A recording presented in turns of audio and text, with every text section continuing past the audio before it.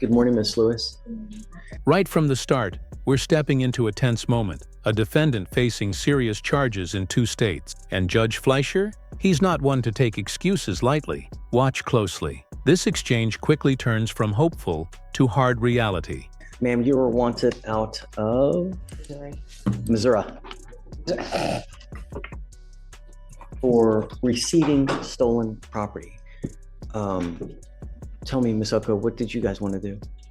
Well, she would like a bond out on this case. I believe this was in 2022 this was picked up. Here's something crucial. The case started from a traffic stop. But pay attention. What began as a simple ticket evolved into charges for receiving stolen property and unlawful possession of a firearm. That's no small leap, and it's why this case suddenly carries much heavier weight. And according to... So you said that the case originates from 2022? Yes, Judge. However, she did, it arose out of a traffic ticket. They got pulled over, car was searched and things like that. And so she kept in touch with the courts to see what she could do. And they kept telling her that she had to pay some money. She paid some money and that was it. She didn't know that there was a warrant out for her arrest. She didn't know there was court. She didn't know any of that after that math. And plus she's based in Houston. So I would assume correspondence should have been sent her way. She didn't know until she got picked up as of yesterday. She does live here. She's got her parents here. She's got support. So they're willing to help bail her out and make her go to Missouri so that way she can in person handle it. I'd be opposed, although the probable cause for the stop was a traffic citation or infraction, is that the receiving stolen property is coupled with an unlawful possession of a firearm and it's a failure to appear. It's not a 2B. So if she went in front of a judge, stated that she would return, and then she then did not return. And now it's 2 years later. The warrant was issued out on December 8th, 2022. So there's been a pending habeas for almost 2 years. You're a flight risk. This is where Judge Fleischer's patience runs thin. When he says you're a flight risk, he's not just talking about missing one date, he's referring to trust. In the justice system, showing up is everything. Once you skip court, it's like breaking a handshake with the law itself. You know, you've been gone for 2 years, and how did we get her now? I don't have the offense report. She wasn't charged with anything else here, so my best guess is somehow she got just picked up. Right. And so, I mean, I can source the OR, but I don't have it on my person. It was like a star. It was a random stop, Judge, a traffic stop, I think, broken. No, I am always amenable. I shouldn't say always, but I'm very amenable to giving people bonds when, number one, they're not a danger to my public, and number two, I have faith that they're going to go back. Your case is now 2 years old. You've been in flight for 2 years. You've made no attempts to do anything. And the only reason we have you now is because you got arrested. Had you not gotten arrested here, you'd still be in the wind and they would still be looking for you. So I don't have faith that if we give you a bond that you're actually gonna go. I know that you're gonna tell me it's little gumdrops and rainbows and bunnies jumping in the woods, but at the end of the day. Judge Fleischer's sarcasm here isn't just for show, it's strategy. He's cutting through emotional pleas to expose accountability. Every defendant promises to do better, but as the judge puts it, who you really are is on paper. That line, pure courtroom gold. A flight risk is a flight risk, and who you really are is on paper, because everybody tells me and promises me sun, moon, stars, this, that, you know? I mean, I don't really have any way to force you to go back, and I just can't take your word for it.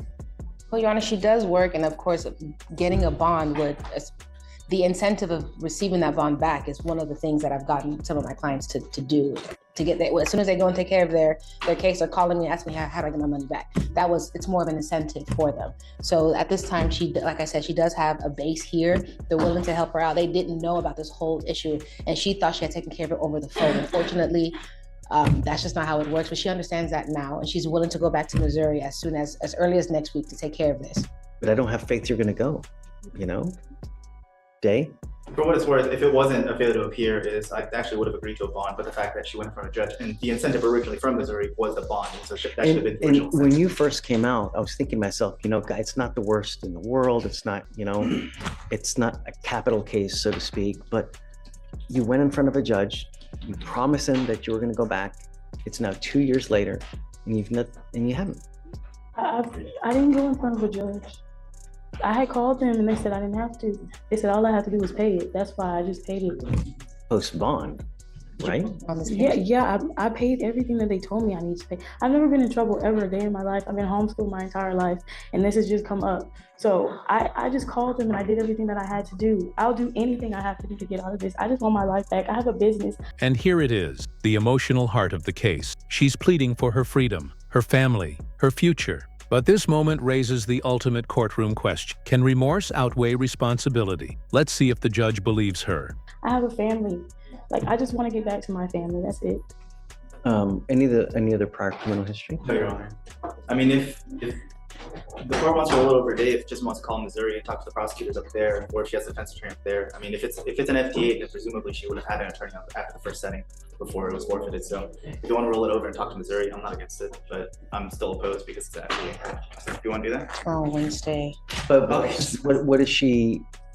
What, So if call Missouri for what purpose? So generally, if the demanding jurisdiction doesn't impose a bond, then generally I don't.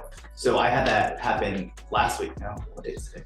Yeah, no, it was last week with us. It was last Yeah. week. And so there was one I opposed, but the demanding jurisdiction, the prosecutors there said, I'm not opposed to them getting bond. Even though I opposed it, they didn't. So ultimately I folded and I said, okay, I'm fine with the bond. So if Chisholm's able to speak with the prosecutors up there and they're not against it, then I'll Did defer. you say you can't be here tomorrow? Is that what you said? Not that I can't. It'll be the timing, right? If we can, I'm gonna make some calls right now. See if I can make some calls now and see Do who I it, can for call. sure. Yeah. Because I wouldn't want to. There's no. roll I mean, we're here for tomorrow. at least another hour, so there's Yes. no. I'll make some calls now. See, if they're unopposed, then I'll set a ball. This twist changes everything. Judge Fleischer could have shut the case down, but instead, he's giving the defense one last shot, contacting Missouri prosecutors directly. It's rare, but it shows that even in a tough courtroom, fairness still has a fighting chance. Okay. It's because the telltale that we received is she is eligible for a $2,500 bond there, but they clearly stated that she's not eligible from their jurisdiction for a bond out of state. So they won't allow her to have a bond until she's returned. That's why I said if the prosecutors are fine with it, they can send me an email. Fine, but I'll sit in the pews. Sounds good. I'll make some calls, Judge. What you can do? Is there a second case though, too, or no? No, so the way they did it was the charge was for both at the same incident, but for reasons passing understanding, whomever the arresting officer was, they only put one charge. So I had to run the NCIC off of her FBI number to get the second charge. I didn't know until I ran. Okay. Is this the only fugitive case we have today? This is the only remaining one. Everyone else Got it. is in wait, which we're all. Williams needs to sign the waiver, but once he signs the waiver, there's no issue. Oh yeah, so he needs to be admonished, no? Right. So sorry, Okay. Williams. So I'm gonna make some calls and I'll come back and talk to you. Okay? So we're good. Thanks. And then Mr. Williams just needs an admonishment.